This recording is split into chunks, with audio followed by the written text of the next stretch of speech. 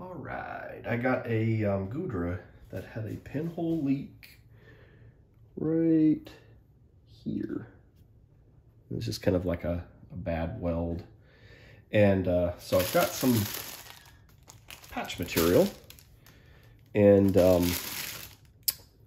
what I'm gonna do is I'm gonna cut a little piece.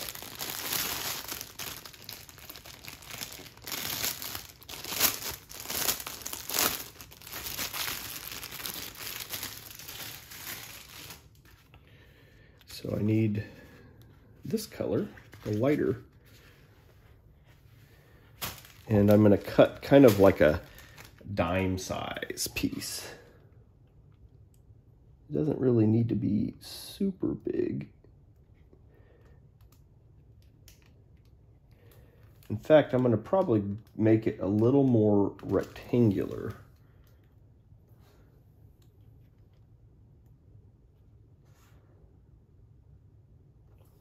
Then what I'm going to do is I'm going to take and round the edges, or the corners, I should say, because corners never stay glued. And the problem is once you start peeling up, then like oils and things like that from your skin can get underneath and continue to peel it up and release the glue.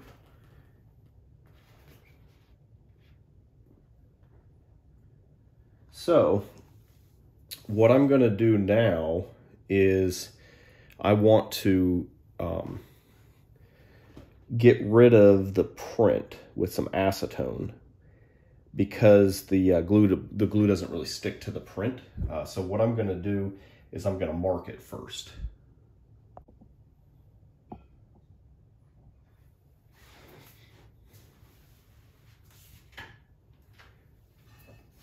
So I have a silver Sharpie, and silver Sharpies work really good because you can wipe them off with isopropyl alcohol.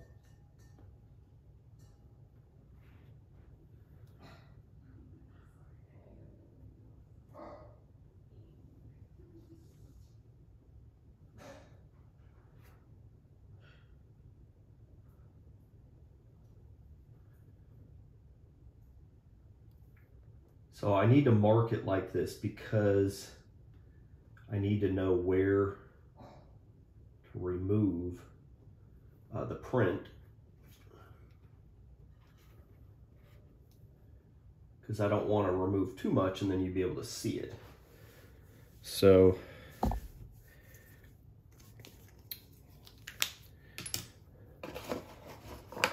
next I'm going to take a Q-tip and then some acetone, which I have in this little container here. And I'm going to be real careful not to do it over the Goodra because I don't want to accidentally spill any.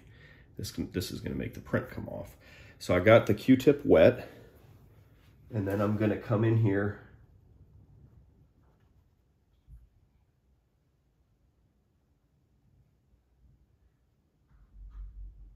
Oh, I should also mention that I temporarily fixed this leak by putting a little bit of glue in the pinhole. I was waiting for the customer to bring me some of this patch material, and I wanted to just see if that was the only hole. And so I left it for a day, and it didn't lose any air. And so that told me this was just the one place it needed to be fixed. Now, I'm going to be careful to try to leave some of that glue in the hole, because if I pull the glue out, it's going to start leaking, of course. But as you can see, like, the print's not wanting to come off around this hole because it has glue. The glue's a lot thicker and it takes a lot more scrubbing. It's coming off, if you see. But I'm not going to try to take all of it off because I would rather not open up this hole.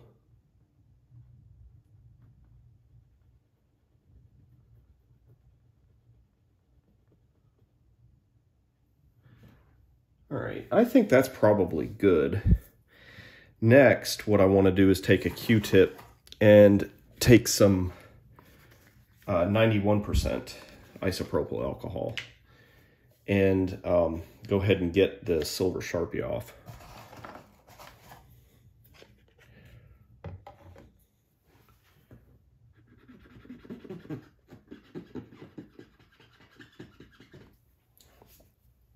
Now I change to the other end of the Q-tip because I don't want to just keep smearing.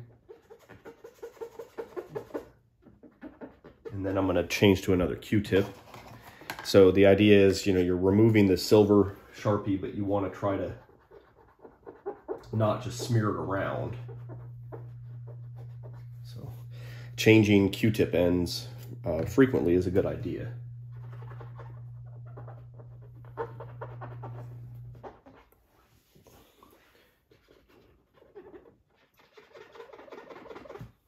With the alcohol, you could just use a paper towel as well.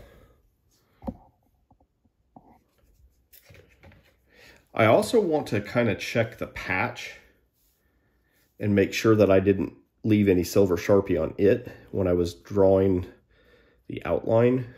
There's a little bit around the edges. Don't scrub too hard because the alcohol will actually take some of the print off too.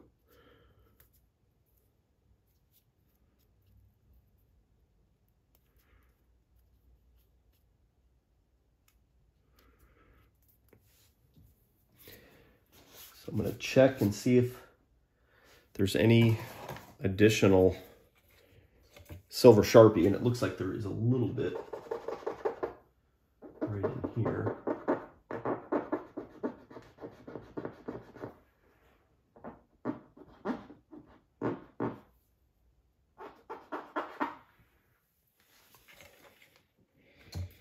And it's a good idea, don't put the silver Sharpie and then leave it on like overnight, because the longer it stays on, the harder it is to get off. And eventually it'll actually soak into the material and become permanent. You'll be able to get like some of it off with the alcohol, but like it'll kind of leave like a stain because it's soaked into the material. All right, it looks like that's off pretty good. I'm going to go ahead now and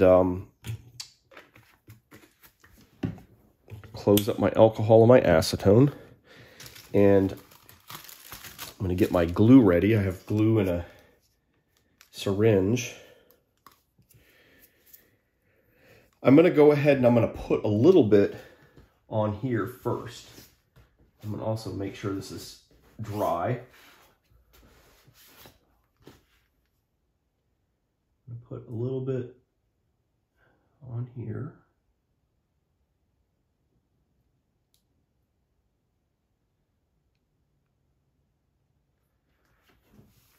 And then I'm gonna also put a little bit, just a thin coat on the back of my patch.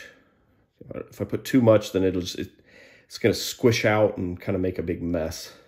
I don't really want that. Just make sure I get all the way to the edges.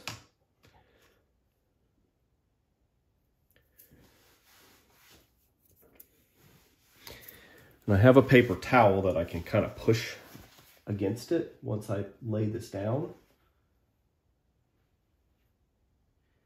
So the idea is I want to try to line this up the best I can.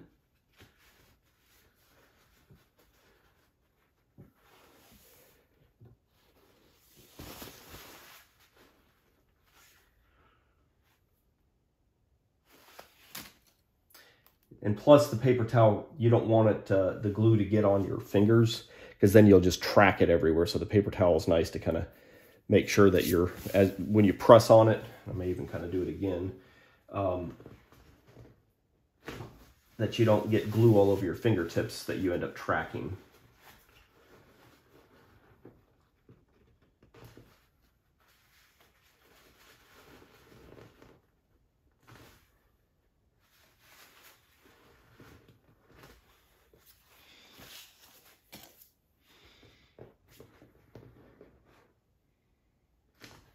So pressure is really what's going to give you a good bond, especially in the next few minutes.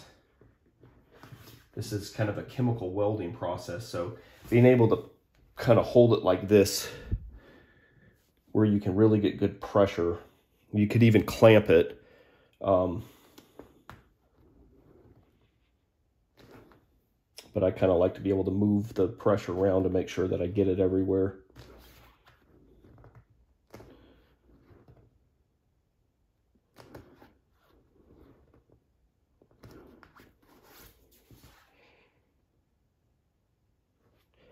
Then I kind of will make sure with my fingernail, I'll kind of press into this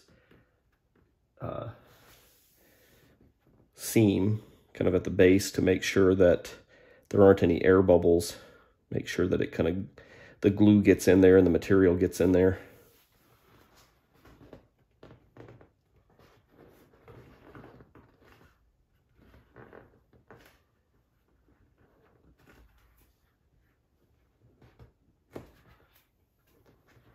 You can always take the syringe with a real small needle and kind of inject a little bit into the ends or around the edges if you need to. Just be real careful. You might want to use like a red, like 30 gauge, just something really, really tiny, just to, because you don't want glue going everywhere and making a big mess. But this looks pretty good.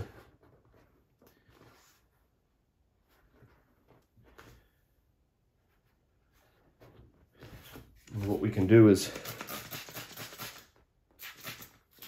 spray some soapy water to make sure that I didn't open that hole back up. And I might even come back and spray it a little bit more to make sure in like half an hour that it's still in good shape. But that's pretty much it. It just needs to cure. It gets to about 90% in about an hour. It depends on how much glue there is. Sometimes it's a little longer, but it takes about a day to really completely set up. So if you're going to be really rough with it, I'd wait about a day. But that's pretty much it.